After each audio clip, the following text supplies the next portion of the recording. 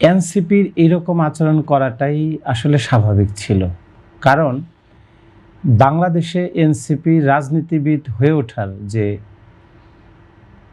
সুযোগ, সেই সুযোগটি এনসিপি নিজেই নষ্ট করেছেন। এবং আপনি খেয়াল করে দেখবেন যে বাংলাদেশে কোনো রাজনীতিবিদ 6 মাসের রাজনৈতিক জীবন শেষে সংসদ সদস্য হতে পারে না। এটা কারা হয়েছে? এনসিপির ক্ষেত্রে ঘটেছে। ফলে রাজনৈতিক যে একটি মনস্তাত্ত্বিক বিকাশ, এই বিকাশটা তাদের ঘটে নাই। তারা একটা বিকলাঙ্গ রাজনৈতিক মানসিক অবস্থার মধ্যে তারা বিরাজ করছে।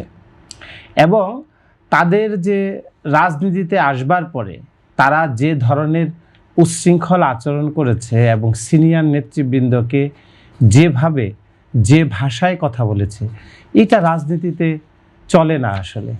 এবং বিশেষ করে নাসিরউদ্দিন পাটোয়ারি অন্য সবার চাইতে আলাদা একটা মানুষ। আমার কাছে অনেক সময় মনে হয় সে কি বাংলাদেশে বড় হয়েছে নাকি অন্য কোনো ভিন গ্রহ থেকে এসছে। যে বাংলাদেশের রাজনৈতিক প্রেক্ষাপটটা, বাংলাদেশের রাজনৈতিক যে অতীত ইতিহাস, সেইটার উপরে বিচার বিবেচনা করে মতামত দেবার যে চেষ্টা, সেই চেষ্টার বিন্দু পরিমাণ তার মধ্যে নেই।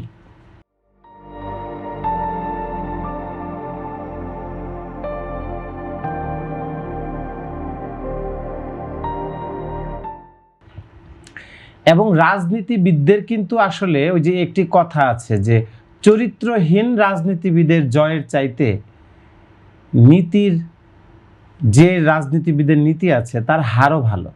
তো সুতরাং রাজনৈতিক চরিত্রই তৈরি হয় নাই নাসিরউদ্দিন পাটোয়ারির। তো সেই জায়গা থেকে নাসিরউদ্দিন পাটোয়ারি আসলে যা বলছে এটা খুবই অসহ্যকর। বাংলাদেশের সাধারণ মানুষকে সে বিরক্ত করছে রীতিমতো, কারণ তার কন্টেন্ট আসলে দেখা যায় না টিভি স্ক্রিনে বা ইউটিউবে, এটা দেখা যায় না। কেন দেখা যায় না? যে তারা সব সময় বাংলাদেশটাকে ভাবছে যে আমরা একটা গণ আন্দোলনের মধ্যে আছি। সহ আলোচক যে কথাটি বললেন অত্যন্তই দারুণ একটি কথা বলেছেন, যে কেবল একটি দেশে দীর্ঘদিন পর ফ্যাসিবাদী শাসন কাঠামোর পরে একটি গণতান্ত্রিক শাসন কাঠামোতে বাংলাদেশের মানুষ যাত্রা শুরু করলো। এবং আমার কাছে মনে হচ্ছে এইটাকেও তারা ভাবছে যে আমরা একটা মব করে বোধহয় ফেলে দিতে পারবো। এবং এই যে তাদের একটা ধারণা যে 2-4-10 জন মানুষ যে কোনো একটা বিষয় নিয়ে রাস্তায় নামলেই বোধহয়, মব করলেই বোধহয় ক্ষমতা পাল্টে ফেলা যায়, তারা আসলে একটি সংকীর্ণ ধারণার মধ্যে আছে যে আসলে বাংলাদেশটা এমন না। বাংলাদেশে একটা রাজনৈতিক পরিবর্তন আসতে অনায়াসে 2 যুগ সময় লেগে যায়। আপনি খেয়াল করেন যে 71-এর পরে 75, 75-এর পরে 81 এবং তারপরে স্বৈরাচারের যে শুরু বাংলাদেশের রাষ্ট্র কাঠামোর মধ্যে, সেইটা 90 এবং সেইটা পরিবর্তনের পর প্রায় আরো 2024-এ চলে আসছে।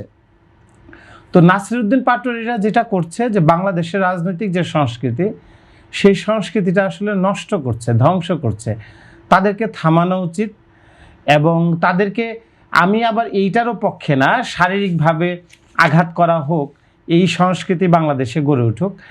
আমরা তো এইখান থেকে বের হতে চেয়েছি। তো কিন্তু আসলে ক্ষোভ তো আটকে রাখতে পারে না সাধারণ মানুষ।